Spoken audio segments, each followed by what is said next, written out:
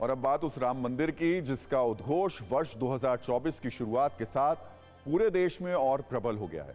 लेकिन प्राण प्रतिष्ठा की भव्य तैयारी और राम नाम की धुन शायद हमारे देश के कुछ लोगों को बहुत चुभ रही है, और इनमें शामिल हैं कांग्रेस के कुछ नेता, या यूं कहिए राम मंदिर का रास्ता कांग्रेस के लिए एक ऐसा अग्निपथ बन गया है जिस पर चलना भारी है और जिससे उतरना उसकी सियासत के लिए बहुत कष्टकारी है। इसलिए राम मंदिर पर कांग्रेस की राजनीति बार बार घूम रही है।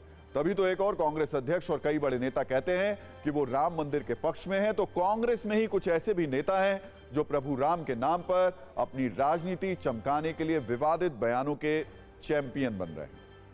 ऐसे ही एक कांग्रेस शासित कर्नाटक के मंत्री हैं जिनका नाम है दशरथैया सुधाकर, जिन्हें ना जाने क्यों राम मंदिर में पुलवामा हमला नजर आता है। उनके लिए यह स्टंट है। तो दूसरी ओर कांग्रेस के एक और नेता हैं उदित राज, जिन्हें राम मंदिर पर अचानक से मनुवाद की याद आने लगी है। इसलिए आज कांग्रेस के दशरथैया के दिव्य ज्ञान और राम मंदिर को लेकर कांग्रेस पार्टी के घनघोर संशय पर बात करना जरूरी है। सबसे पहले कर्नाटक की कांग्रेस सरकार में कैबिनेट मंत्री दशरथैया सुधाकर की दिव्य दृष्टि की बात कर लेते हैं, जिन्हें नए वर्ष के आगमन के साथ अचानक से नया ज्ञान प्राप्त हुआ है, जिन्होंने राम मंदिर की तुलना पुलवामा हमले से की है, जिनके मुताबिक राम मंदिर पुलवामा की तरह मोदी सरकार का एक राजनीतिक स्टंट है। अब बीजेपी कह रही है कांग्रेस मंत्री के बयान में अपमान वाले दो तीर हैं। पहला है प्रभु श्री राम पर और दूसरा है हमारी देश की सेना और उसके बलिदान पर। इस पर नई सियासी चिंगारियों वाले बयान आपको दिखाएंगे, लेकिन सबसे पहले कांग्रेस के मंत्री का बयान शब्दशः सुनिए, जिन्होंने अपनी बेतुकी थ्योरी से राम मंदिर का पुलवामा कनेक्शन निकाला है। ಎಲ್ಲ ಸ್ಟೆಂಟ್ ರೀ ಹಿಂದೆಲ್ಲ ಗೊತ್ತಲ್ಲ ಪುಲ್ವಾಮಾ ತೋರಿಸಿದ್ರು, ಈಗ ರಾಮನ ಫೋಟೋ ತೋರಿಸ್ತಿದ್ದಾರೆ. ಜನ ದಡ್ರಿಲ್ಲ, ಎರಡು ಬಾರಿ ಮೂರ್ಖರಾಗಿದ್ದೀವಿ, ಮತ್ತೆ ಮೂರನೇ ಸರಿ ಆಗಲ್ಲ ಅಂತ ನನಗೆ ಭರವಸೆ.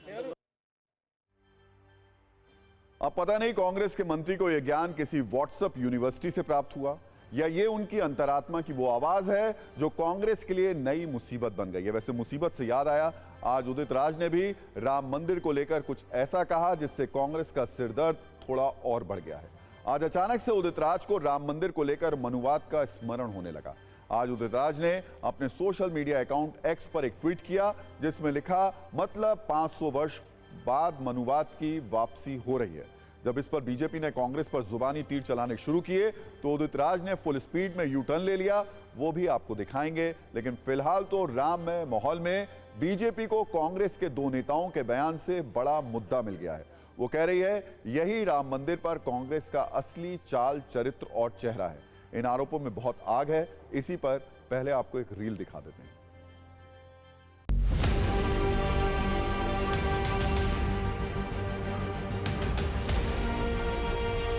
कांग्रेस के नेता जानबूझकर कभी भारत की वीर सेना का, कभी सनातन का, कभी श्री राम मंदिर का डटकर विरोध कर रहे हैं, लगातार अपमान कर रहे हैं। ये दुर्भाग्यपूर्ण।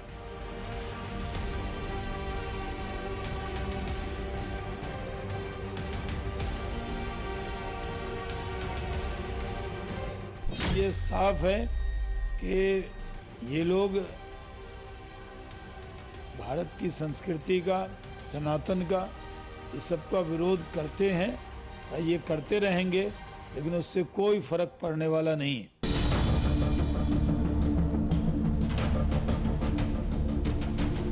ये तो सत्यानाशी है, ये निगेटिव एनर्जी है।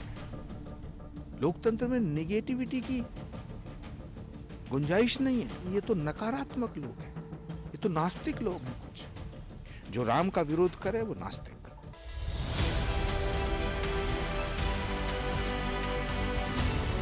हो सकता है जो विधायक, जो वहाँ के मिनिस्टर ने कहा होगा, उनके पास कोई तत्व है जहाँ पे कि भगवान के नाम पे जो भी बनाने के लिए, राम जी के नाम पे जो बनाने के लिए लोगों का पैसा, ये वो सत्य जो है वो हो सकता है, उसमें कोई सत्य तत्व है।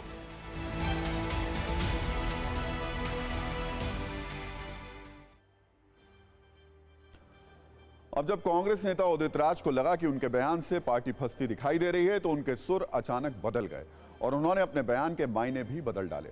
उदित राज ने कहा उन्होंने मनुवाद वाली बात राम मंदिर को लेकर नहीं लिखी, लेकिन बीजेपी पूछ रही है 500 साल पर उदित राज क्या स्पष्टीकरण देंगे, क्योंकि 500 साल पहले मुगल आक्रांता बाबर ने राम मंदिर को तोड़कर बाबरी मस्जिद का निर्माण करवाया था।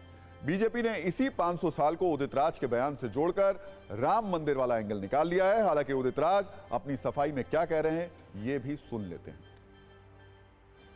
जिस तरह की ये सरकार की नीतियां हैं इनकी कि सब बड़े कॉर्पोरेट हाउसेस को दे देना उठा करके, जो नौकरियां थी SC ST OBC के उसको खत्म कर देना, और जिस तरह से हिमंता बिस्वा शर्मा का है और जिस तरह से निषाद परिवार को विजिट करना, ये क्या दर्शाता है?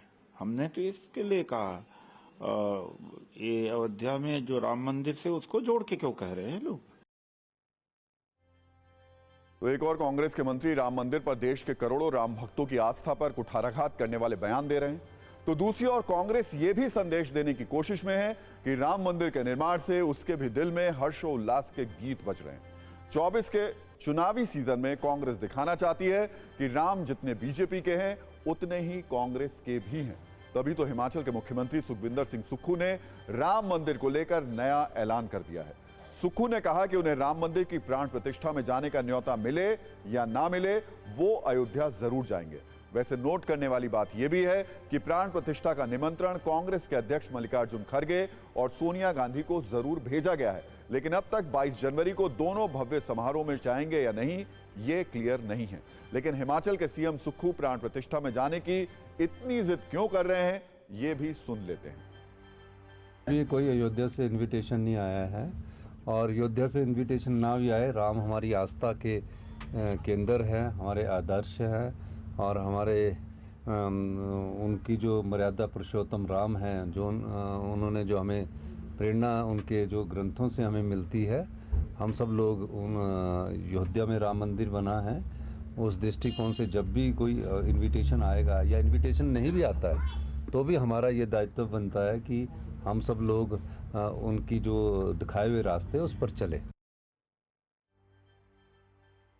वैसे राम के नाम पर सियासत सिर्फ कांग्रेस नेताओं के बयान पर नहीं हो रही है, बल्कि राष्ट्रीय स्वयंसेवक संघ के बड़े नेता इंद्रेश कुमार ने देश के मुसलमानों से राम मंदिर की प्रतिष्ठा को लेकर, प्राण प्रतिष्ठा जो हो रही है उसको लेकर एक ऐसी अपील की है जिसे सुनकर कई मौलानाओं और मुस्लिम धर्मगुरुओं का पारा थोड़ा चढ़ा हुआ है।